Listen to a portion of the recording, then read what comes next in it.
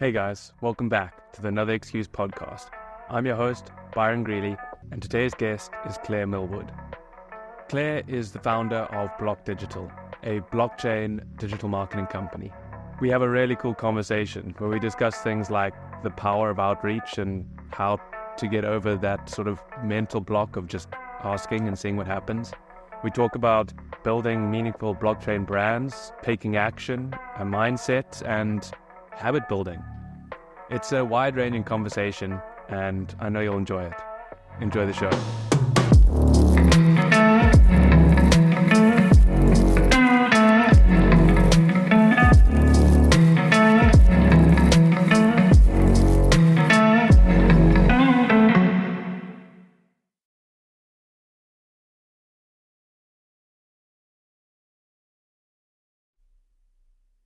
Hey Claire, thanks for joining me today. I'm really excited to get into it. So to start us off, can you tell us a bit about Block Digital and how it all works? Yes, hi. Thank you so much for having me.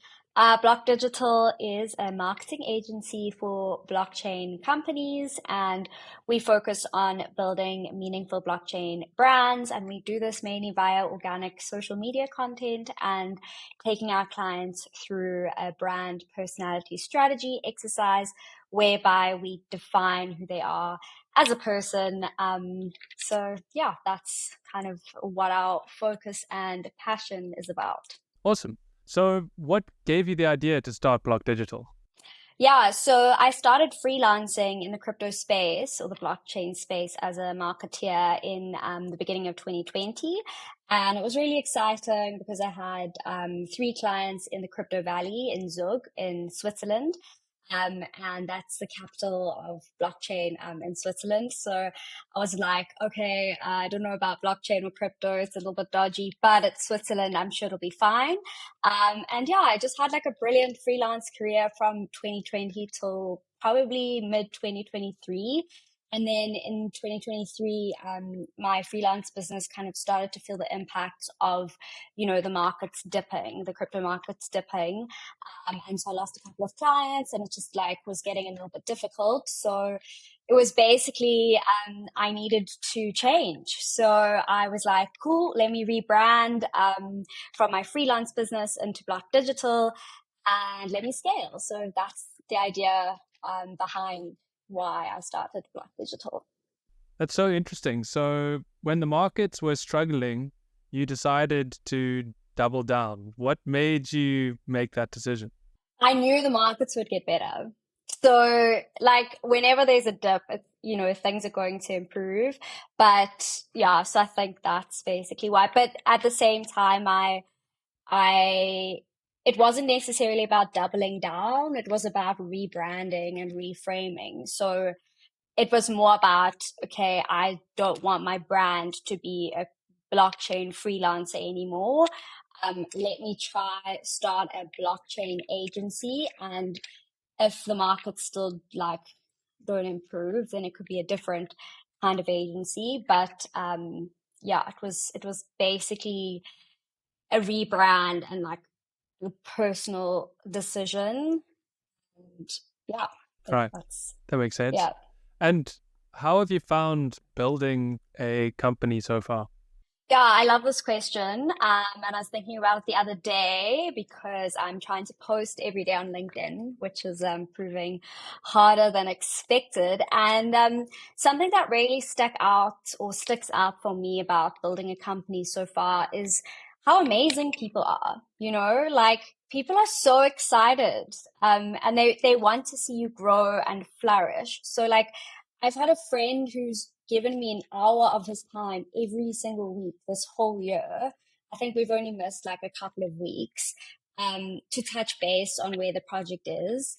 Then I've also had another contact who's now a friend who I worked with on another project, and she's offered, her like input and services to help grow Block Digital.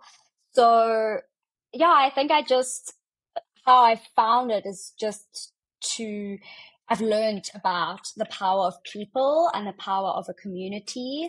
And yeah, just I've learned about how important relationships are and how important community is. And then I think also in terms of how I've found building a company, like I've really found that faking it till you make it and being confident is probably the most important thing. Yeah. Yeah.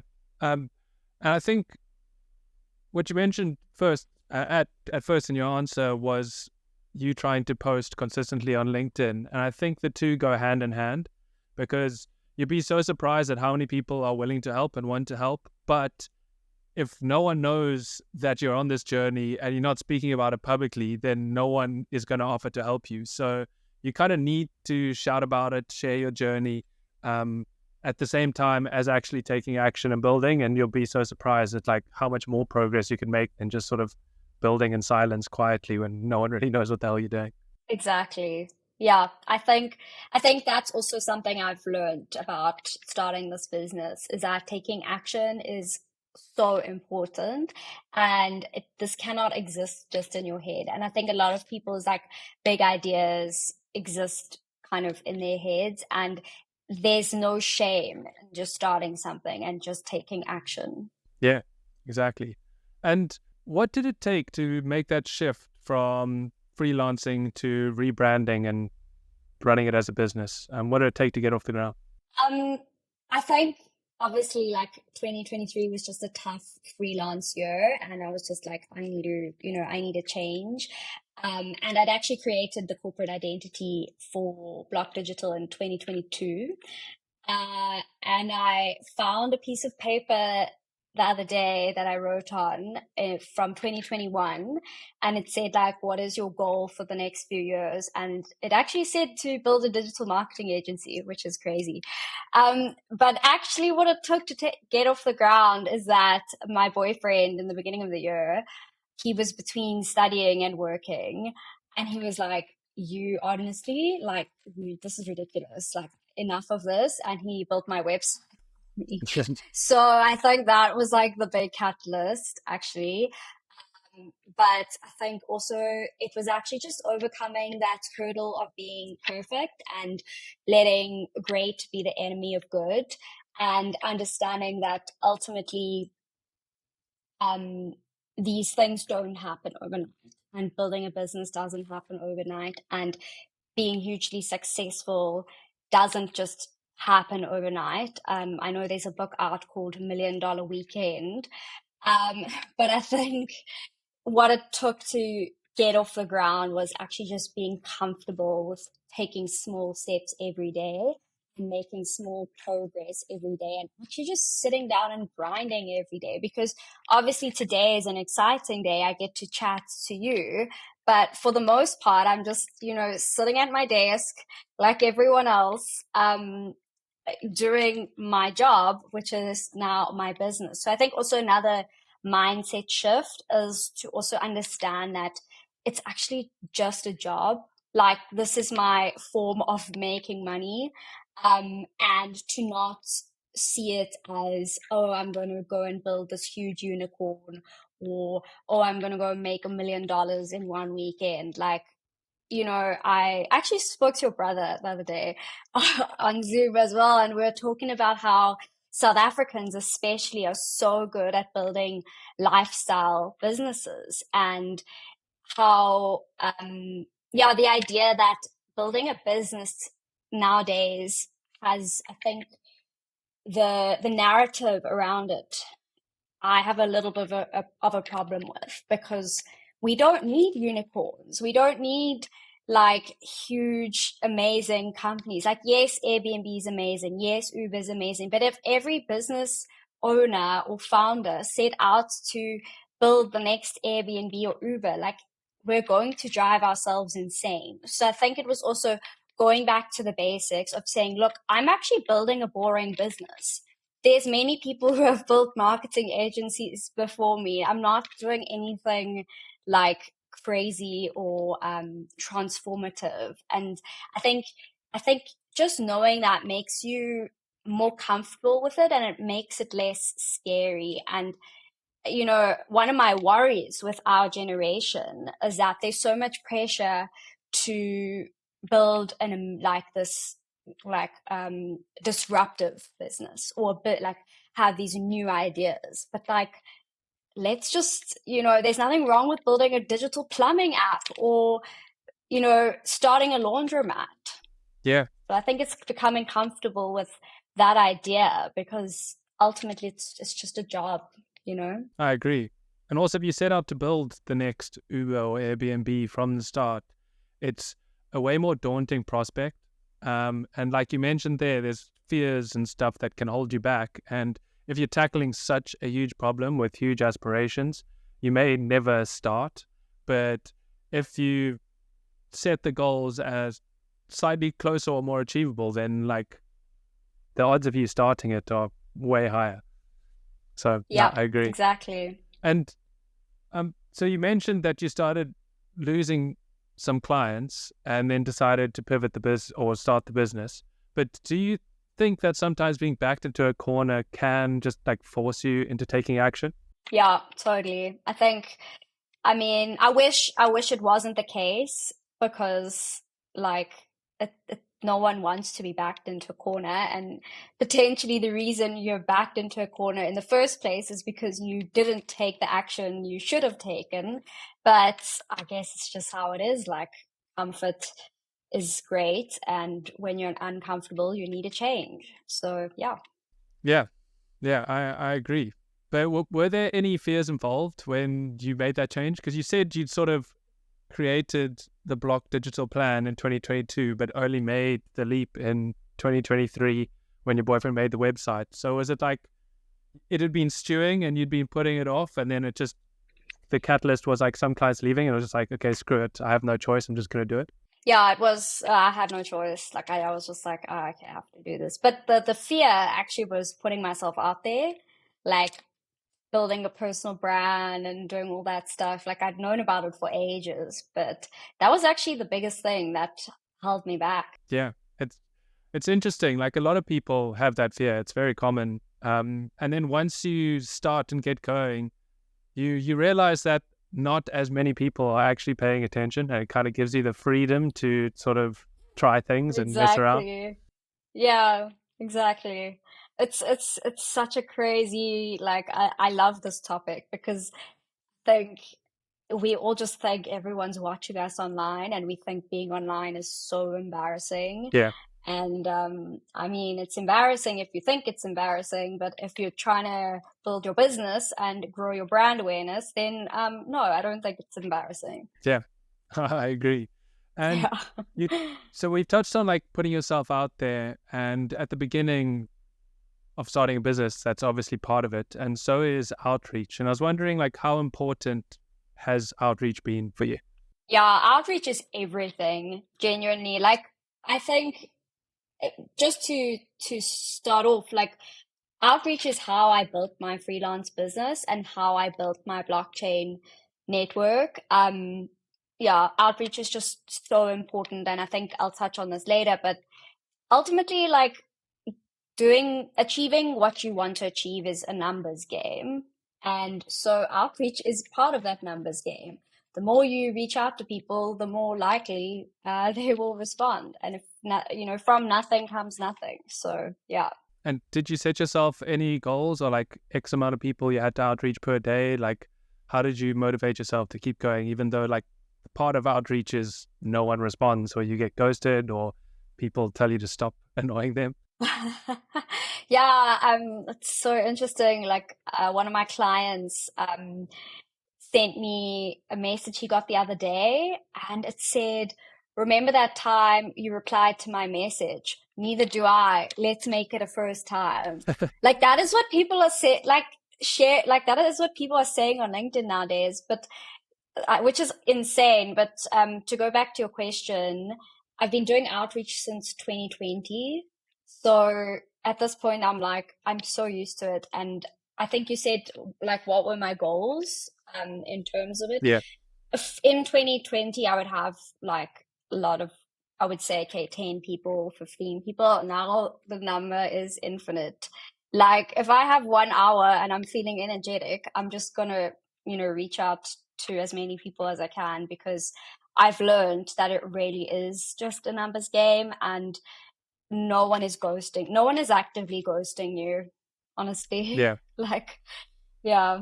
And do you mainly do it through LinkedIn or email too? What are your main channels for outreach? LinkedIn, but I would say the quality of LinkedIn outreach has sort of decreased.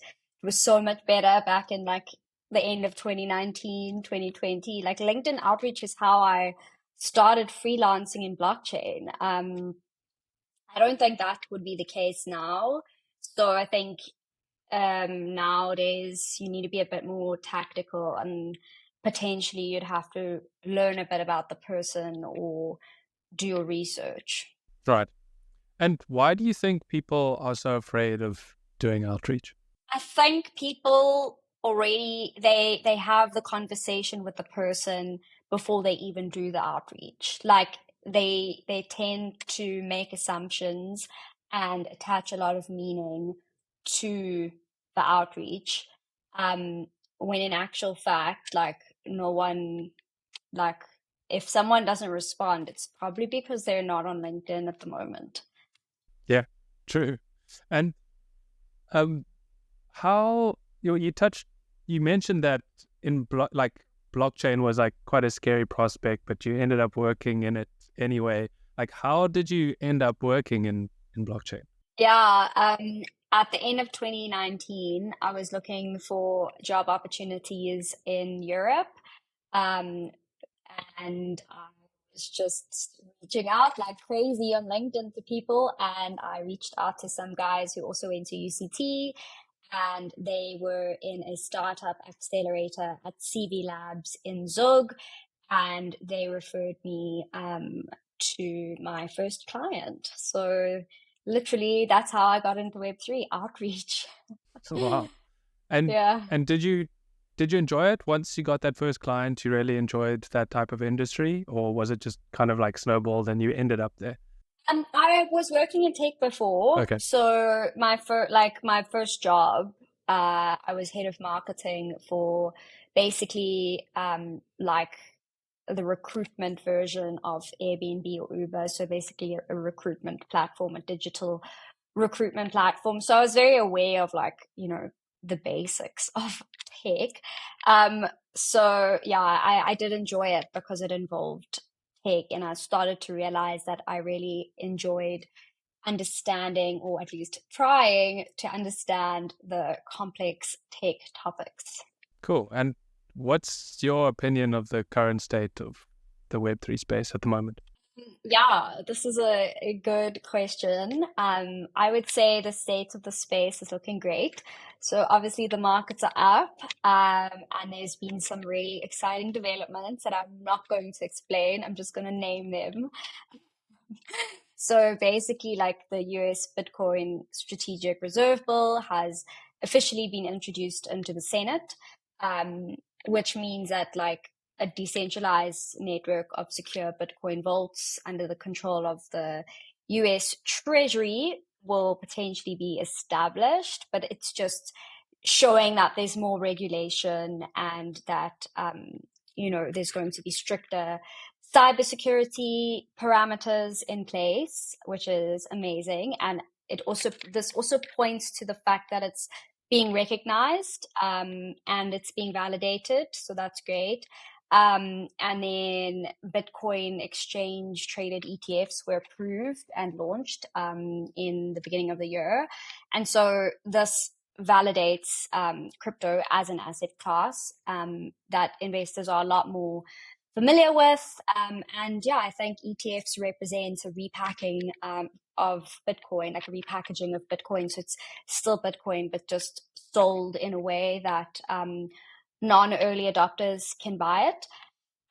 But overall, yeah, I'm really positive about the space. And that's not just because I work in it, but I think at the end of the day, people who work in the space are actually really passionate about it and really want to see it work. And I've had the opportunity to work with some incredible people who honestly just love what they do. And for instance, one of my clients at the moment is BTC Direct, and they're based in the Netherlands. And they're honestly just the most fun and coolest company because everyone is just so happy to be contributing towards being Europe's favorite crypto platform. That's like our line. But, everyone just loves working in the space. And a lot of people who work there, for instance, crypto and blockchain was kind of like a passion and maybe a side hustle or interest or hobby, and now it's their work. So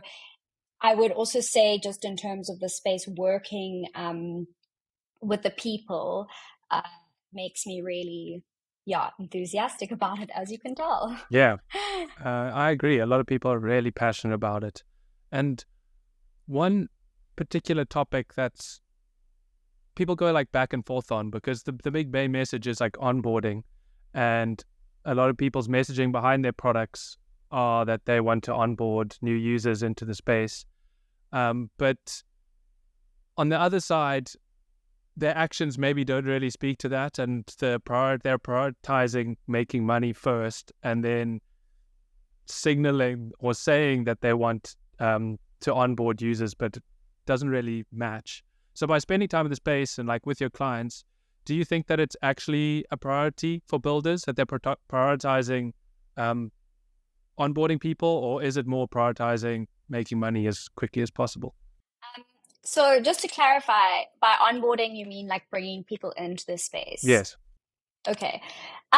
So I like to work with clients who actually prioritize onboarding, and I've been very lucky to work with clients who talk a lot about real world applications and real life use cases. So for example, in Africa, blockchain technology can be really used to lower the fees in cross-border payments, right?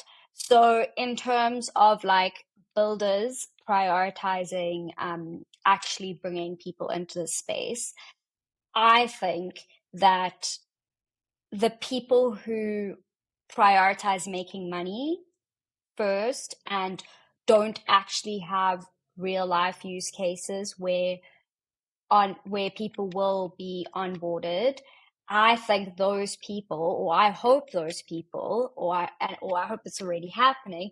I hope that the VCs don't fund them, because at the end of the day, money is not as like freely available anymore in the VC space. So I think we saw a big boom where a lot of people had huge cash injections, and this enabled them to create these crazy products where, they prioritized making money and they didn't really care about the real life application or the use cases. But I think because VC funding is, I think, a little bit more difficult to obtain,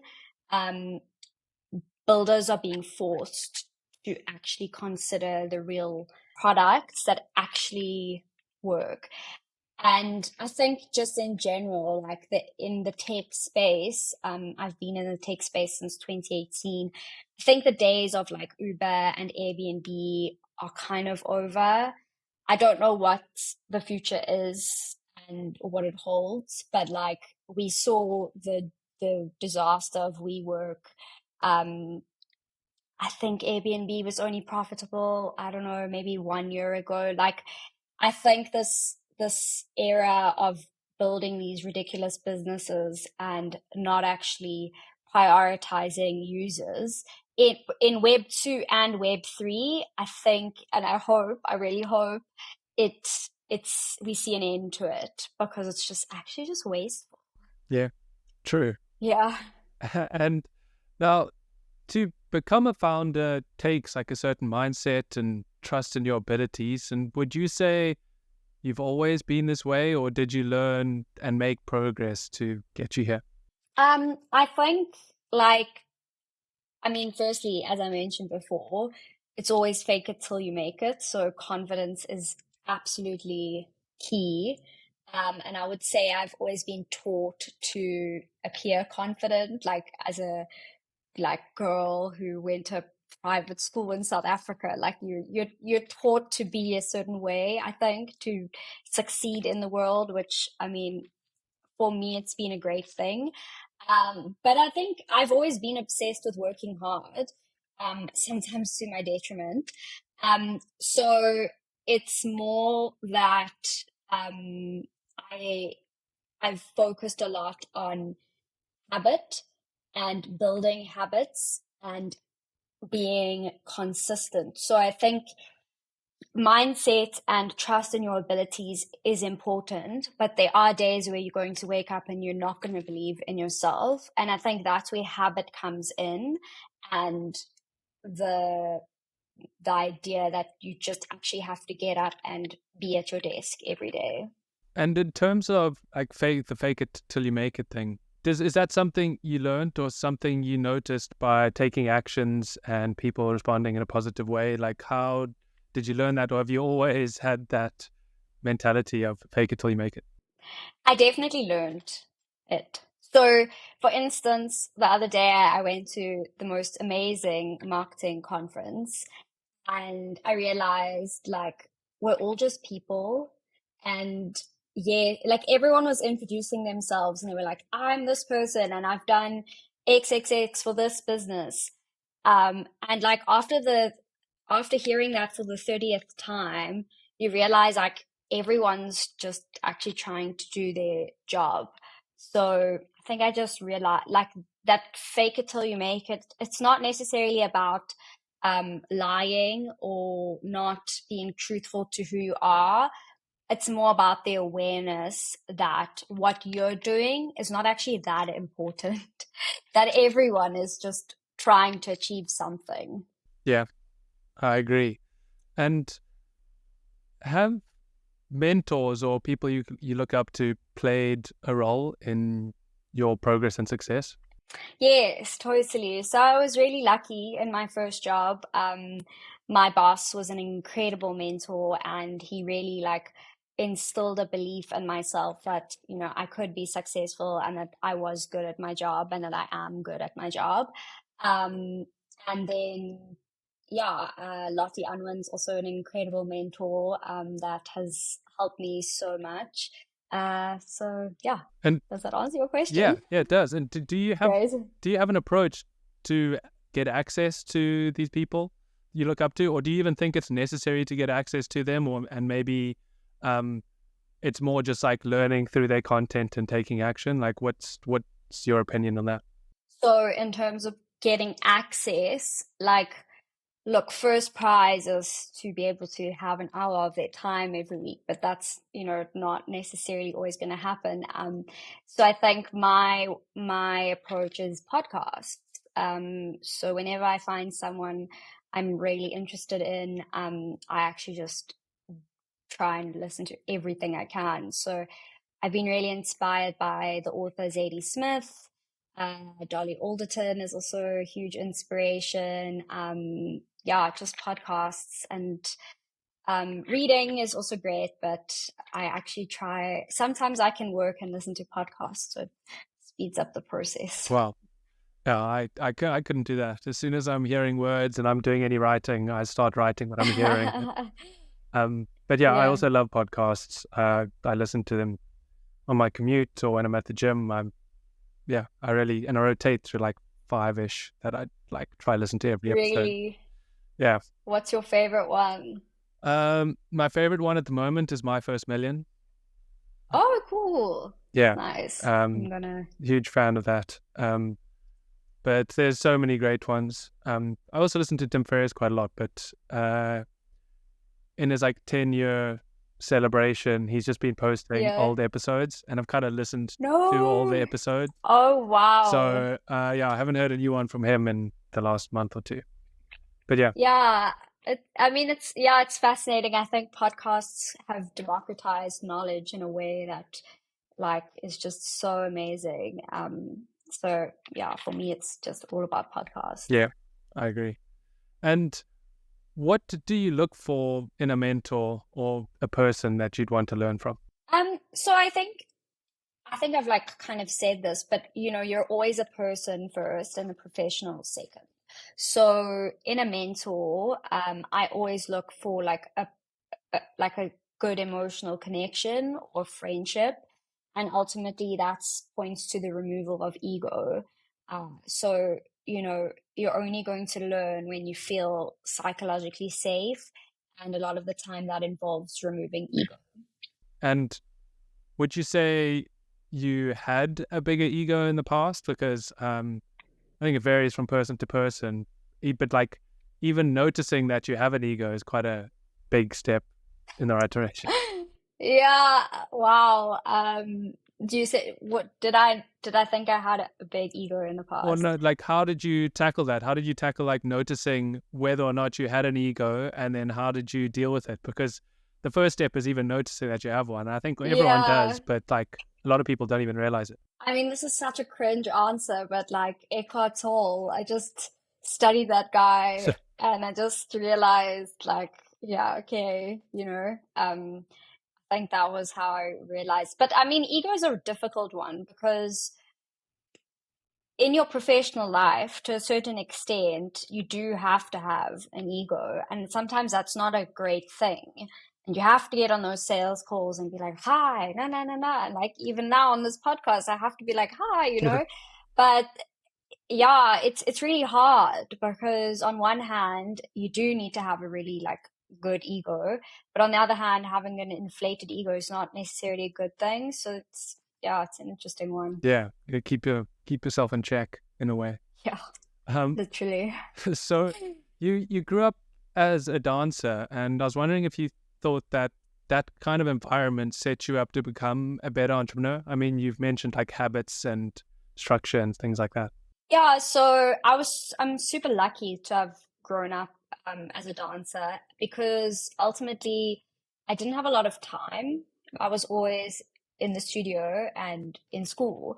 So it has created a good environment to set me up to be an entrepreneur because it taught me the importance of structure and the importance of routine and the importance of habits. And I remember in my first year of university I only had like 3 lectures in the day.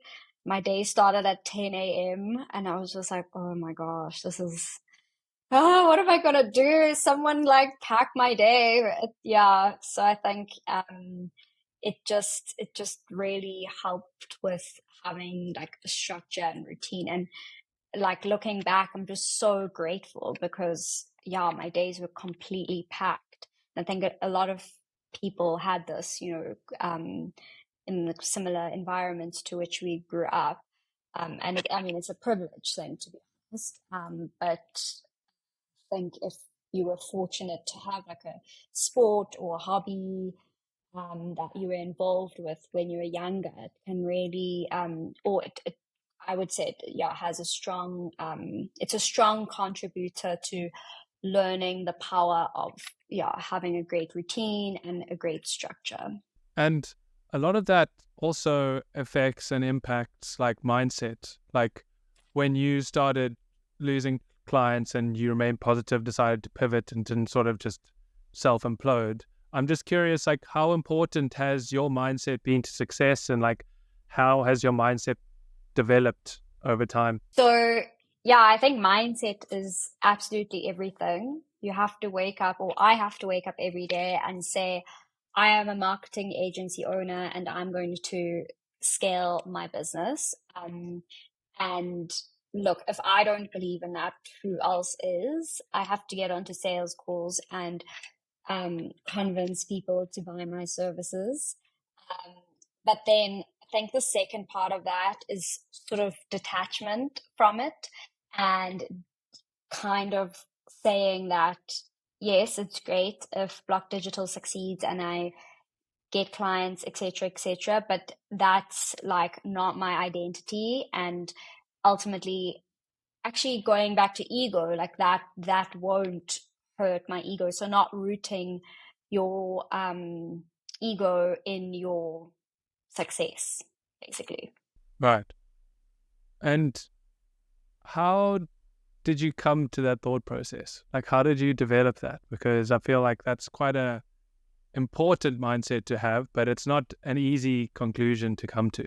I think because I've been self-employed for almost 5 years, I've realized that there are good times and there are bad times, in terms of the fact that there's times where you're getting loads of clients and all your sales calls are going amazingly, and then there's times where you're like losing clients or your client relationships aren't great. And so I think I had to learn to detach actually from this, my relationship with success within my business, um, because I think you have to be aware that there are going to be good times and there are going to be bad times, but that's not necessarily a reflection of you as a person. Right. And speaking of relationships, another interesting topic that I'm curious about your relationship with is risk and how you approach risk. So I'm a really hard worker and I like to just get things done and just sit and like just do like take action.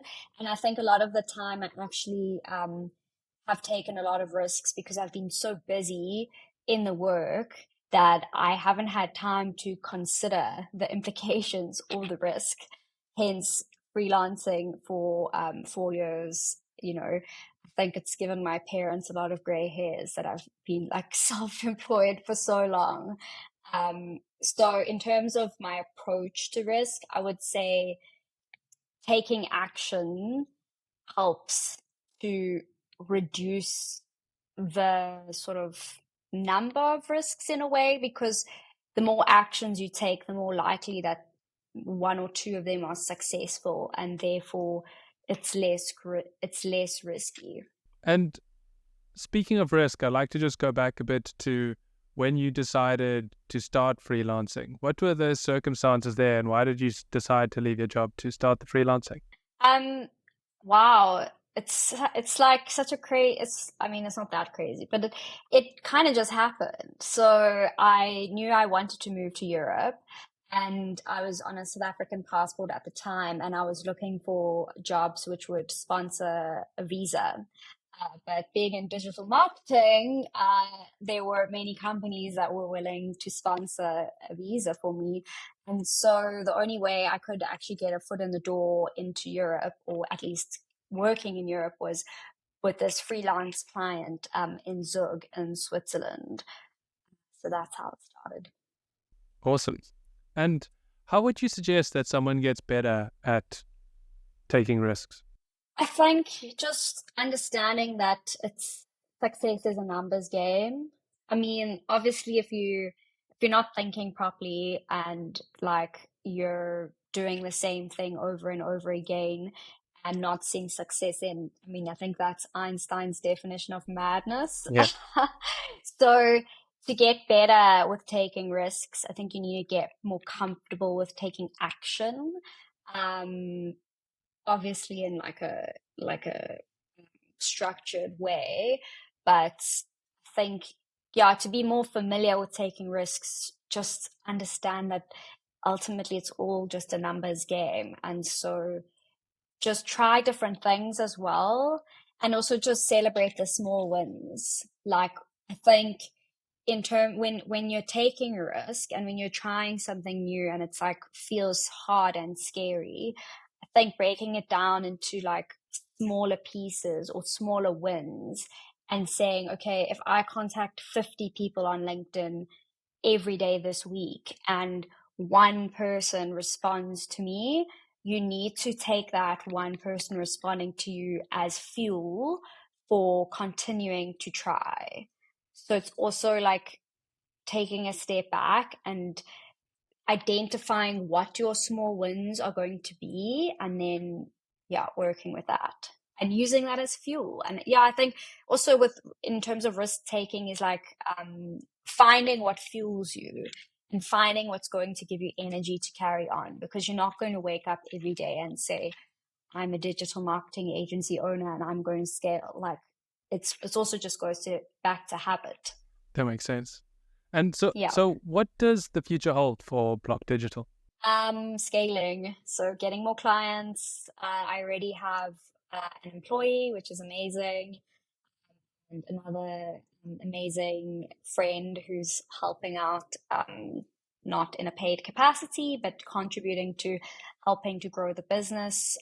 So yeah, the future is scaling, getting more clients, getting more employees, but then also like being able to run a slick and efficient marketing agency, and really understanding the flow of, the onboarding, giving the services, the feedback, etc. Like, I mean, that just goes with scaling, right? So getting really good at scaling efficiently, because I think a lot of marketing agencies are quite, or the feeling I get, it's like they're quite unstructured, and it's more about, oh, hi, I'm the client, I want X, Y, and Z, and then it's a bit scrappy, and the agency kind of fills, in what they need to. But I would love to have just a seamless kind of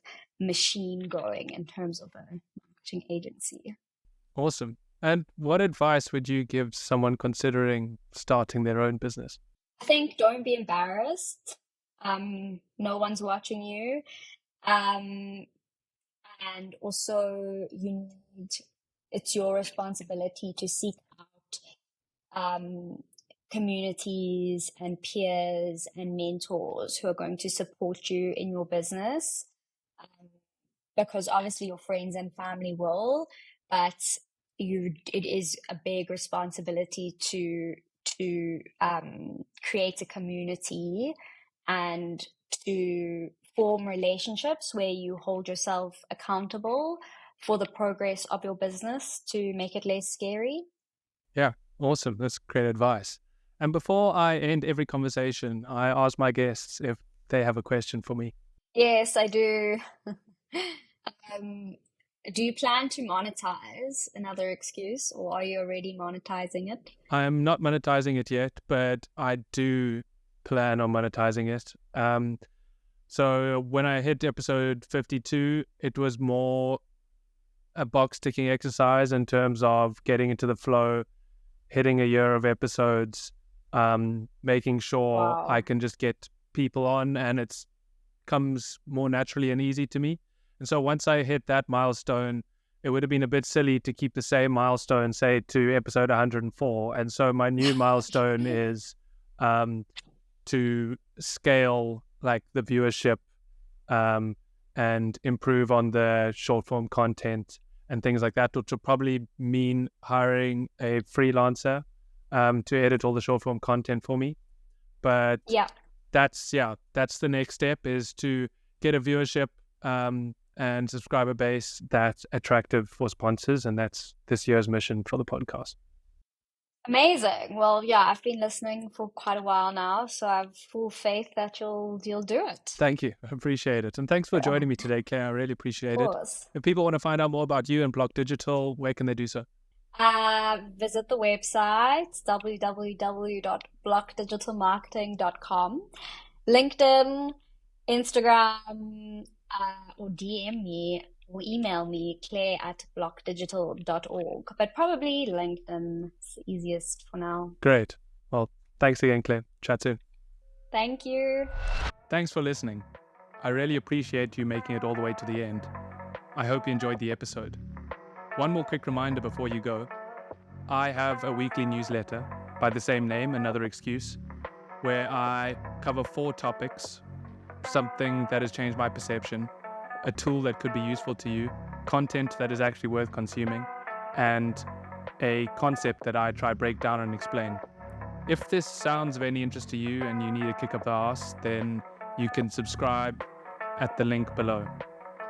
Thanks for joining me again, and I'll see you next week.